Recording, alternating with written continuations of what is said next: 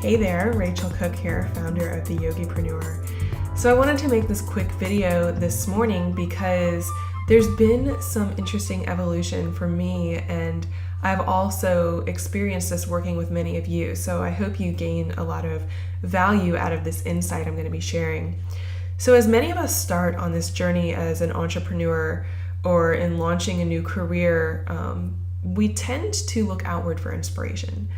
So we look outward and we find somebody who we respect, who we think is doing amazing work, and we really, really look up to them and we think, oh gosh, if I can just have what they're doing, I can do it my own way, but they're doing a great job, so I'll just model them. And what tends to happen when you do that is you're not honoring yourself. You're not really honoring your divine gifts. You're essentially trying to replicate someone else's zone of genius.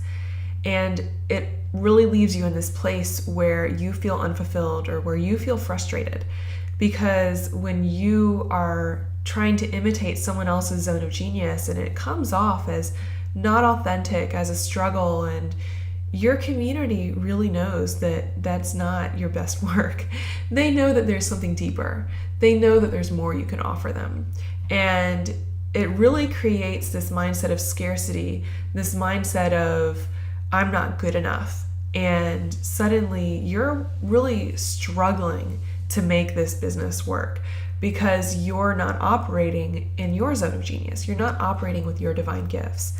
And your divine gifts is something that I am extremely passionate about you operating in, because your divine gifts are your talents and your strengths, the things that you were blessed with that no one else can replicate.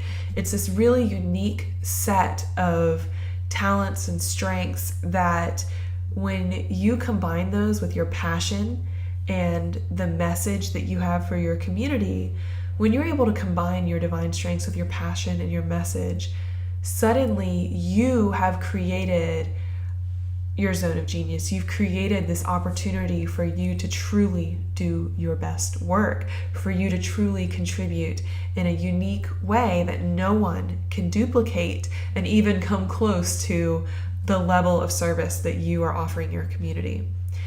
So understanding your divine gifts is really at the root of understanding how you're going to serve people, of creating your offering, of launching your business. And it's really at the root of getting rid of the struggle and getting rid of the frustration that you might be having. But a lot of us fight against our divine gifts. We still have these hang-ups and we think it's supposed to be hard, or that no one else is working this way, so maybe it won't actually work if I do that. And this is something that I've been really doing a lot of my own work around, and I encourage everybody to do their own work around. And actually I'm going to give you a preview here of some of the advice I give a lot of my clients, which is you've got to do some deep exploration to understand what your strengths are. And it doesn't come from a very superficial, I'm a good reader, I'm a good artist. Those are very superficial levels of strengths or talents. We want to go even deeper, and the deepest work I've found in strengths-based psychology has been through the Strengths Finder. So if I've recommended this before in my blog, if you haven't taken this test that comes with this book, you have to buy the book to get access to the test, but it's brilliant. I took it several years ago, about 3.5 years ago now, and it gave me a ton of insight into how I work and what I could be best in the world at. But 3 years later, almost 3 years later, I was still pushing against it. I was still fighting my strengths because I couldn't see anyone else working in this way. And so I really let my monkey mind take over and tell me that I'm supposed to continue doing what I've been doing and the way I've been doing it because that's the way everyone else had been doing it. So in this past year, I've finally gotten the courage to honor my strengths and to listen to my inner guidance and to start turning inward for my inspiration and for what I'm supposed to be truly doing for you. And so when I took the Strengths Finder test, what I found out was my top 5 strengths were input, strategic, learner, maximization, and intellection. So 3 out of those 5 all has to do with learning and absorbing information and synthesizing information. And that's something I'm incredible at. I'm not bragging. It's a fact. It's something that is uniquely a strength for me. Most people, I've never met anyone else really who absorbs information in the way that I do. And then combining that with strategic and maximization, it really has only been in the last year that I've understood what these strengths were really telling me and started listening to myself and what happens when those strengths all come up at the same time. So what started happening was I would be in a coaching session with somebody. I'd be working one-on-one with someone. And in a coaching session, coaches are there to guide you, to support you, to be your cheerleader, to ask you what's coming up, and to help you pinpoint and uncover what's going on so that you can work through it. A lot of coaches work in different ways. That's a very broad analysis of what a coach does. They challenge you, they work with you to get through what's coming up for you right now. And a lot of what comes naturally to me is not that. I'm good at it, but it's not my zone of genius. It's kind of my zone of excellence. I'm good at it, I'm good enough at it that I can do it and do it pretty well. I've never had anyone complain. I've had a lot of people really excited about working with me in that way. But what was happening while I was in those sessions was kind of an internal argument with myself, because once someone would unveil to me their greatest vision, they would paint a dream and tell me what they really wanted to achieve or what they wanted to do, all this information started flooding into my brain, and I would literally have to say, stop, I can't stop the ideas from coming. And I would really have essentially their action plan lined up, ready for me to just spit it out for them. And for a lot of people, that was really overwhelming. It wasn't what they needed. It was what was just coming to me. It was kind of what was happening. And I ignored it. I pushed it out for a long time because it was overwhelming. It wasn't what people were asking for, because that's not what they had signed up for. So I started experimenting with this year. I started getting really courageous, and I started saying, okay, there's no one else working in this way. So this is kind of uncharted territory for me. I don't really know how this works or why this is happening or how all this information is kind of downloading into my brain at the exact moment that they're telling me about their vision and their dream and what they want to do this year. I don't know how it's happening, but it is happening. And I know that the information that's coming to me and the strategies that are coming to me and the ideas that are coming to me would change their lives. It would change their business. And if I could figure out a way to harness this in a way that was accessible to them, that they could review it later, that they could turn this into their, 6 to 12 month checklist, that would be ideal. So how can I harness this? How can I actually tap into my divine gifts? And I knew that this was going to be an internal process. This was not something I could look outward and find. I couldn't look at someone else and say, oh, that's how they're doing it, so this is how I'm going to do it. I had to say, this is uncharted territory. This is something new. And that's why I've decided that I have a zone of genius that's untapped, and that's as an intuitive business strategist. And through this, it's led me to start redesigning a lot of how I'm going to work with the Yogipreneur, because there's a lot of great coaches out there. I don't have to try to duplicate them. But I'm the only me out there, and instead of duplicating other people's zone of genius, I'm just going to look inward and share with you my zone of genius.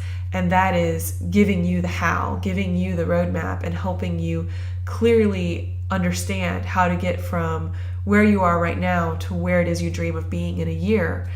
And how I've decided to put this together is in a brand new program I'll be unleashing later on this year called the Satya Strategy Intensive.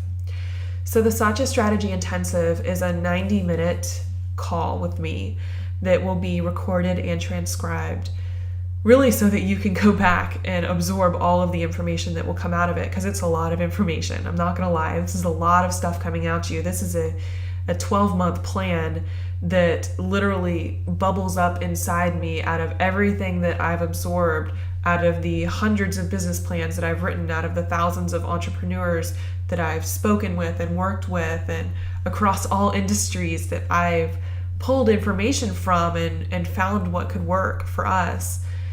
And this conversation is really about you coming to me, understanding what your divine gifts are, how you want to work with your community, how you like to communicate, what your biggest dream is for your community, and then me telling you what the strategy is to get there.